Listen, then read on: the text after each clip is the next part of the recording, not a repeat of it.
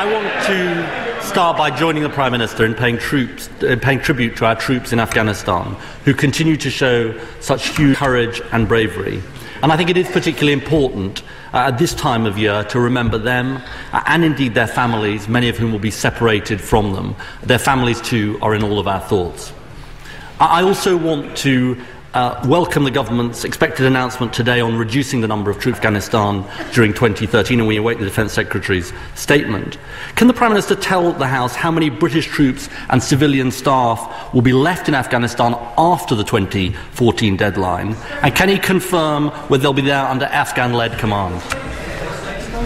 Well, I join the Leader of the Opposition in welcoming what our troops do. Specifically on Afghanistan, we have two decisions to make. First of all, the decision about the drawdown of troops between now and the end of 2014. And what the Defence Secretary will announce is that because of the success of our forces and the Afghan National Security Forces, and the fact that we're moving from mentoring at a battalion level to mentoring at a brigade level by the end of 2013, we'll be able to see troops come home in two relatively even steps, 2013, 2014, leaving probably around 5,200 troops after the end of 2013, compared with the 9,000 that we have now. It's a good moment again to pay tribute to the incredible work they've done, many of them going back for tour after tour, and the ones I've spoken to recently have been particularly impressed by the capacity of the Afghan National Forces.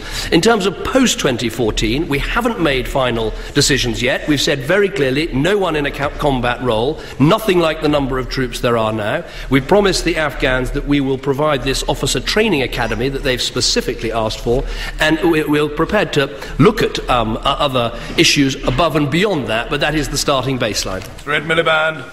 Mr. Speaker, can I thank the Prime Minister for that answer? Now, given that thousands of troops, British troops, are still going to be in harm's way in Afghanistan, can the Prime Minister update the House and say what specific effort the government is making with the international community to match the continuing military efforts with the greater diplomatic efforts that I know he and I both think are important, because after all this is in a way what we'll leave behind, or what gives us our best chance of leaving behind, an inclusive and durable political settlement in Afghanistan, which is so important.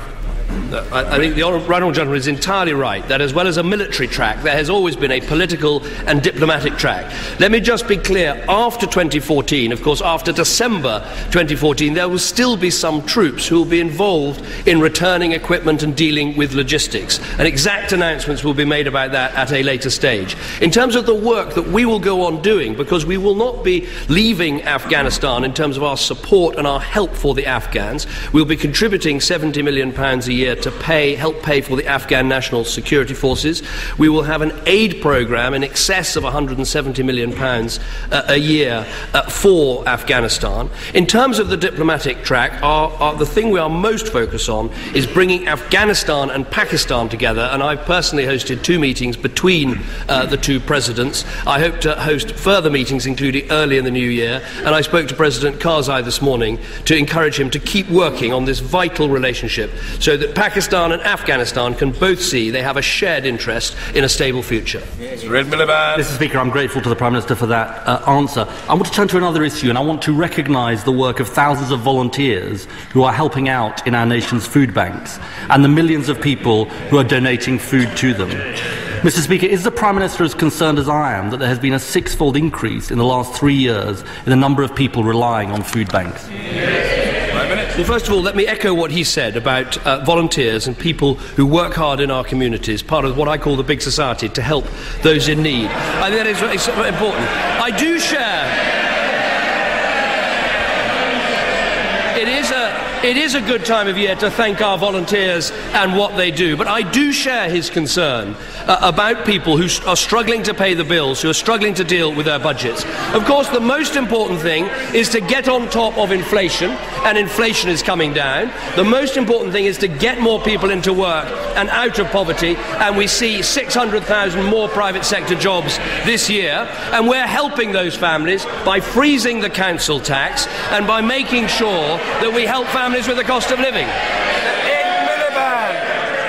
Mr. Speaker, we both pay tribute to the work of the volunteers, but I never thought the big society was about feeding hungry children in Britain.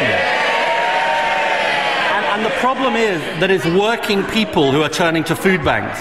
One head teacher of a school rated outstanding by Ofsted, Vic Goddard, says that even children with a parent or parents in work are often struggling with the choice between heating their homes, buying their children clothes, or buying them food. And a report last week by the Children's Society said that 2/3 of teachers knew of staff providing pupils with food or money to prevent them going hungry. Mr. Speaker, why does he think it's happening, and why does it appear to be getting worse on his watch? I agree with the right honourable gentleman. We need to do more to help the poorest in our country.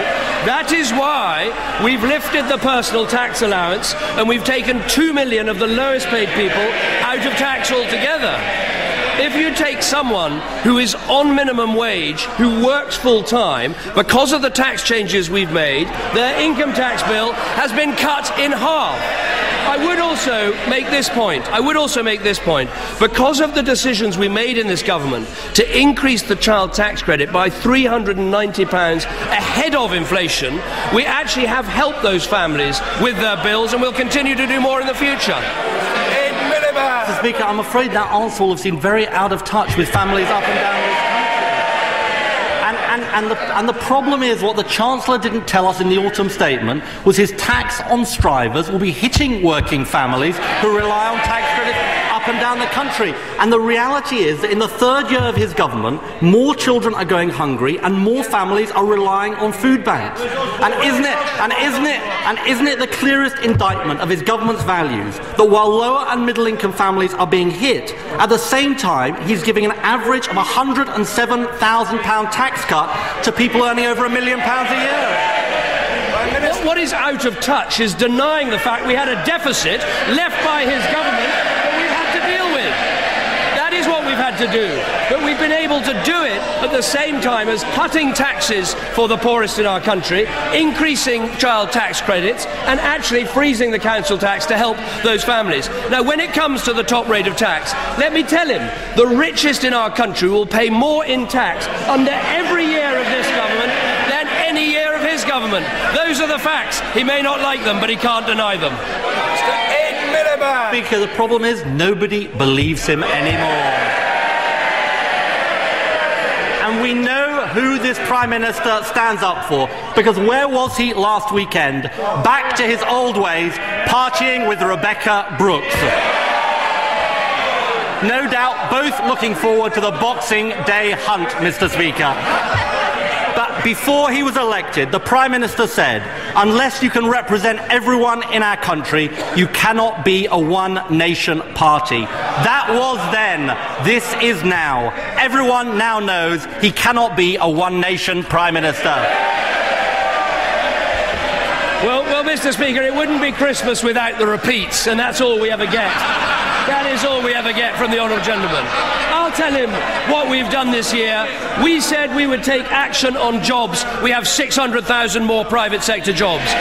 We said we would help with the cost of living. We've frozen the council tax for the third year in a row. We said we would deal with the deficit. We've cut the deficit by a quarter. And what have we heard from him this year? What has he told us about the deficit? Nothing. What has he told us about welfare? Nothing. What has he told about his education plans? Nothing. The fact is, he has got absolutely nothing to offer except for the same old something-for-nothing culture that got us in this mess in the first place.